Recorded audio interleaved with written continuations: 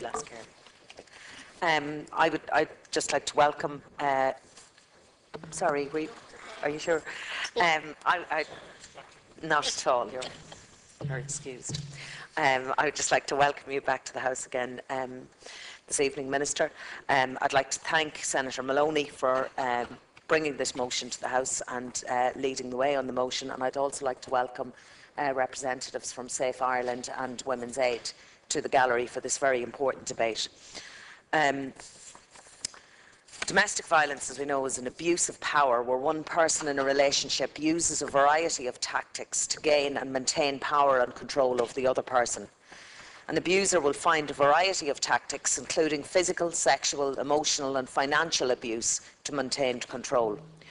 Domestic violence is not a single incident, but is a pattern of behaviour which is used to gain and maintain control over the other person, often over a long period of time.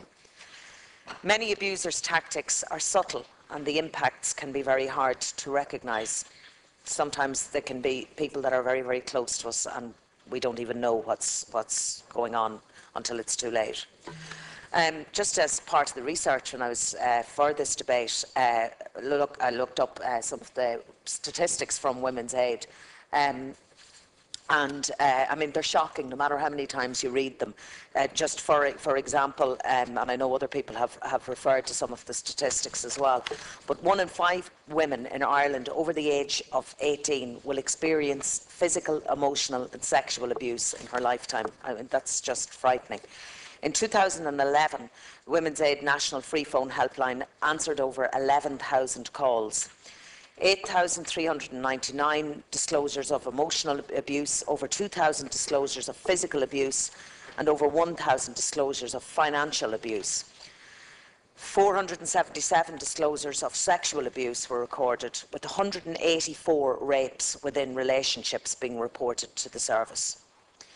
There were an additional 892 disclosures of emotional, physical, sexual and financial abuse to the Women's Aid one-to-one support services in 2011. Therefore, in total, in that year, there were 13,500 disclosures of abuse to Women's Aid. They are shocking statistics and reflect the growing incidence of violence against women in Irish society. They're shocking statistics. I think even more shocking is the fact that it's estimated that just 10% of the people who suffer will actually go and access services.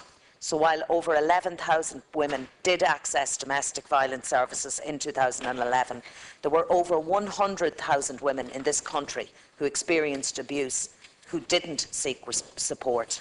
And I think, as has been mentioned, this is where, you know, we need to go. And I must say, Minister, I was very, very happy to hear you comment today on the Department of Education initiative, because we all know early intervention is the best way to cope with problems. And I welcome the fact that it has been brought into the module will be brought into the SPHE programme for junior cycle students and will hopefully go on then to senior cycle students, because I think it's very important that if we educate our children now to recognise and stand up for ourselves, then you know, this will certainly help in future years.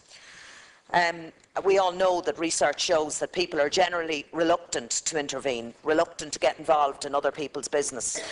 People can say that they would intervene if they witnessed abuse or if there was a relative that was being abused, but not otherwise. We only have to look at the recent events in Cleveland, Ohio in the last couple of days to see the abuse that was going on within a house where people socialised with the neighbours, and as I said, so often it can be so cleverly disguised. But people don't want to step into the intimate arena of someone else's relationship. They don't want to seem to judge the woman and her choices. And of course, they may feel that they'd make things worse. For the woman, she may still feel that she loves the man, there may be children, and there may be economic dependence. There's often huge social pressure on a woman, even in this day and age, not to break up the family. She may feel shame at being in the situation, and as has been alluded to by others, there's still the sexism in Irish society that, you know, says that, well, you made your bed, you must lie in it. women experience abuse often minimise it to themselves, don't believe that their case is bad enough to report, or don't think that they'll be believed. Repeatedly, they dismiss the incidents as one-offs or make excuses for the man and blame themselves. You have 1 minute. Thank you. As citizens, we have to say that domestic violence is not okay. As long as silence surrounds it, it will remain pervasive. With knowledge and disclosure, it will wither. The government, and I do acknowledge the fact that the government have been proactive in supporting the work of the state and non-government agencies in their work to assist victims and survivors of domestic violence. The National Strategy on Domestic, Sexual and Gender-Based Violence, developed by COSC in consultation with all relevant government departments and agencies, has made a lot of progress in delivering services and promoting awareness. Also, the Man Up campaign, supported by Safe Ireland, is one such initiative which switches the focus for the first time from the needs and views of survivors, who are mostly women and children, to the actions and words of those who control and abuse, mostly men. But it's trying to get the message across that most men do celebrate and protect women, and that behaviour that is controlling and abusive is just not acceptable. And as I said, despite the work, I do think that we have so much more to do. I know in Dundalk, in my own area, in 2012, 219 people availed of support services. But with all the calls, there were 225 requests they were unable to give help to. And I know that they estimate that already this year 115 people have been turned down, have been refused, and they estimate that will be up to 300. And I would just like to say it can take so much for people, and a lot of courage for people to come forward. I think that's a huge slap in the face, that when they do come forward and find the courage to come forward, to be told, well, sorry, there is no help. So I agree that where you commented on the funding, and that the funding that is available, I still think there is so much more to do. And again, as others have said, when you're looking at the budgets this year, I think it's very important that we do hold it. I find it unfortunate that you say that the convention, thank you, 1 more minute, will not be, you're way over time, Senator.